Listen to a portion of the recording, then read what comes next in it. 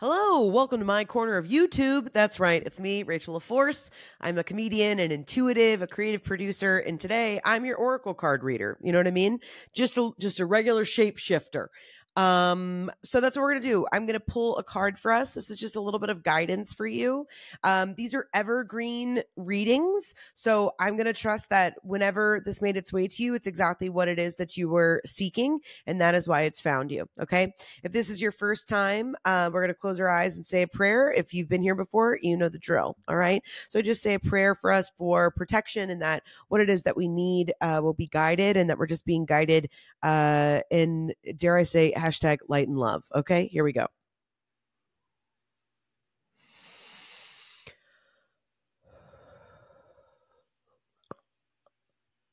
All right. Here we go, baby. Here we go. Here we go.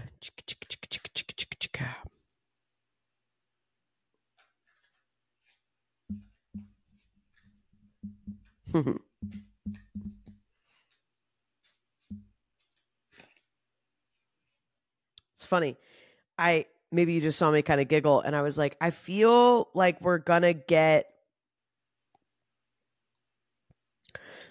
something that's like a little ahead of us, but also like for us, like when you, this is, aging me. Some of you may not remember this, but movie theaters are still a thing, but it doesn't feel the same. But it used to be where some people, you would want to get to the movie theater before the movie started so you could see the previews. You could see what are the big summer blockbusters that were coming out. They were extended trailers. We didn't have social media where you got to see them, a year and a half before it came out. So it was like, ooh, I want to see what's coming out. And because it was enough to kind of hold you over to when that movie came out, like that excitement was just enough that it was going to hold you over.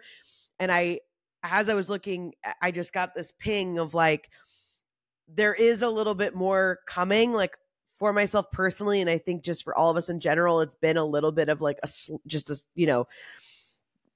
sludging through the winter and this uphill battle and everything that we're feeling. And, I even look around, at least where I'm located, I'm in Georgia, and like all of the leaves are on the trees. And it's just like, oh my gosh, when? And so I just kind of got this feeling of like, it's okay, girl. And then I pulled the lady card. The lady card. I know you can't fully see her, but oh my gosh, she's beautiful. Oh, she's beautiful. So she's just all in green, and there's all of these yummy apples, and it just says enjoy growth and reap rewards. I want to look it up because I think it's interesting that they're calling it the lady card. I'm like, okay, I want to know a little bit more about their intention of it. I mean, I can give you my read, which is what you want. That's why you came here. But let me see. I want to find it here. Lady, she's a lady of the night. She's a lady, and it's working out all right. She's a lady. That's not what it says. That was just improvised from me to you. Okay, here we go. Lady, enjoy growth and reap rewards. Reap what you have sown and enjoy the fruits of your labor. Grow and expand in all areas of your life. The lady known as the Empress in the traditional tarot, okay, so that was the connection. It was the Empress card, is the representation of the goddess in her most fertile form. Uh-oh, ladies. Uh-oh, ladies. Good for some of you, and for some of you, double check that birth control. You know what I mean? The goddess in her most fertile form. She is abundant, bountiful, and a creative being. She is closely connected to nature because that is her child. She represents maternal energy and has more than enough love to give to all who need nurturing. Yet she is the representation of the goddess Venus too, and yearns for a rich relationship with her counterpoint, a la the Lord. In this card, she holds an apple. Its seeds form a perfect pentagon, which in paganism represents the 5 elements of life. So really, again, I don't want it to get lost in translation if these are things that you're not subscribing to, but really it's the idea that it's the fertile life force, right? So it's really the idea of like when we not even indulge, but just like enjoy the fruits of your labor. Like can you just, I know there are so many things that feels like they're not materializing yet and this and that, but it's like even your ability to sustain yourself in between wins, quote unquote, you're doing it in a way that you used to not be able to do that. Like, can you enjoy your ability to sustain and nurture yourself, your ability to have, dare I say, the attitude of gratitude, your ability to continue to march towards more abundance and growth, the ability to trust. So much of growth doesn't happen because things worked out. Growth happens, expansion happens because you choose to do it scared, because you choose your hard, because you start before you're ready, right? How many idioms can she do? It's just ridiculous. But the idea that that's what is enjoying the fruits of your labor, is that growth and expansion that you're experiencing comes from you doing things that you thought you couldn't do, right? So even to me, that's the 5 elements of life, of kind of like choosing this life force, or chi, if you will, right? The extended message: fertility, growth, and abundance are all imminent when Lady arrives in your life. Uh-oh.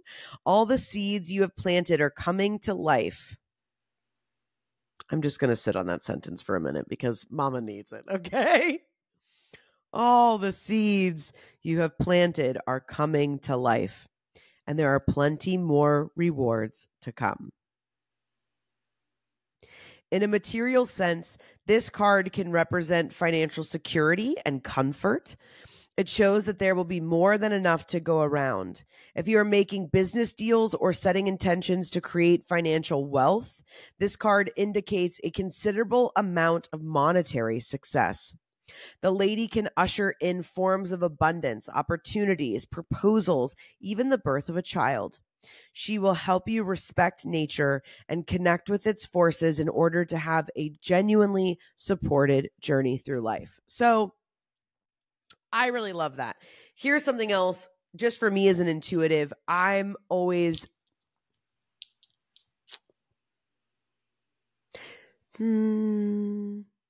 cautious, maybe, but that sounds too reserved. But I like to be clear when we talk about monetary success, financial abundance, because we all view that differently. Some of us don't bat an eye to spending $20 when we drop into a coffee shop. Some of us make all of our coffee at home so that we have more money to be able to travel or whatever, right? So we all have different relationships with money, and therefore even identify abundance financially in different ways. Some of us may get a check that we didn't see coming and it was $50, and we count that as like, wow, that was abundance. I didn't see that coming. And then some of us may be like, oh, it was only $50. So that's just something to think about. How do you view abundance? And perhaps you would have even more of it if you're viewing it as something that's abundant, rather than, oh, well, if only I had more, then this would be easier.